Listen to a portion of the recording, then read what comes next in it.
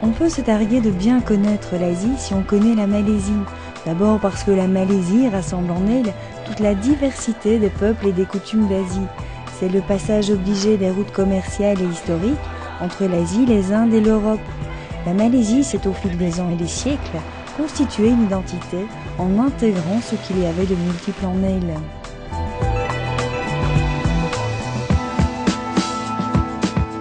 Effectuer un parcours culturel de la Malaisie, c'est aussitôt admettre que les contrastes ne sont pas nécessairement des oppositions, que la grandeur sobre et calme d'une mosquée peut jouxter l'effervescence bruyante et colorée d'un temple shintoïste ou le baroque polythéiste d'un temple hindou.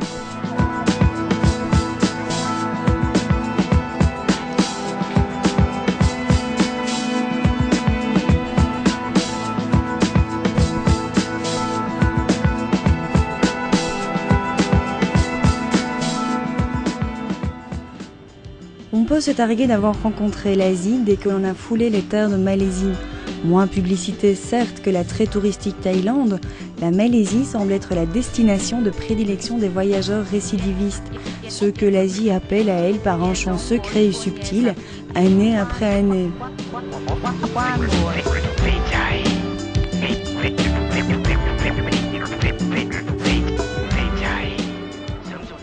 Outre son harmonieux mariage ethnique, la Malaisie est une terre aux multiples visages.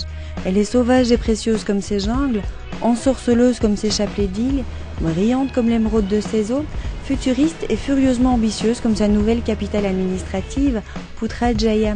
Elle est très familiale et enjouée le long de ses plages, profondes et sereines à l'intérieur de ses terres et sur ses hauts plateaux. La Malaisie mérite vraiment que l'on y investisse du temps.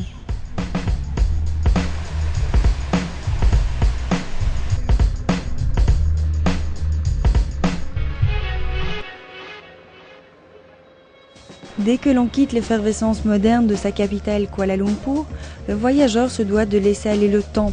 Prendre un rickshaw pour aller à la rencontre de Penang, par exemple, est un bonheur désuet, charmant, comme si tout à coup le siècle passé était encore de ce monde et que la vie était tout simplement facile. Plus que toute autre région de Malaisie, Perlis a gardé cette qualité de province éloignée des passions du temps présent. A priori, rien ne distingue Perlis. Pas de plage superbe, la région n'a pas accès à la mer, pas de grandes infrastructures hôtelières et pas de monuments patrimoine de l'humanité. C'est ce petit état de Malaisie situé à l'extrême nord qui assume pourtant la responsabilité d'une frontière commune avec la Thaïlande.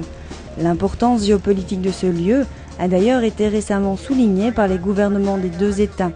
À l'occasion d'une somptueuse célébration, ils ont signifié une plus grande fluidité de passage entre leurs pays respectifs, renforcement de l'échange régional donc.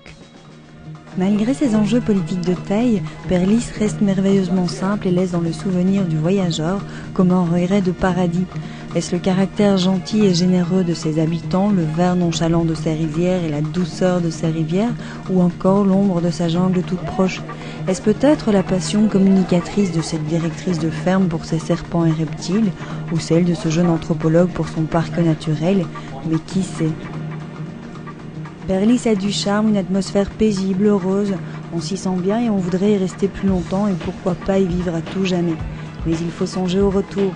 Alors on quitte Perlis direction Langkawi, ce groupe d'îles tropicales réputé pour sa riche faune maritime. Ce sera l'occasion d'un court trajet en bateau sur la mer du fameux détroit de Malacca. Une autre Asie nous attend, c'est celle des plages idylliques, des sports nautiques et des hôtels de luxe.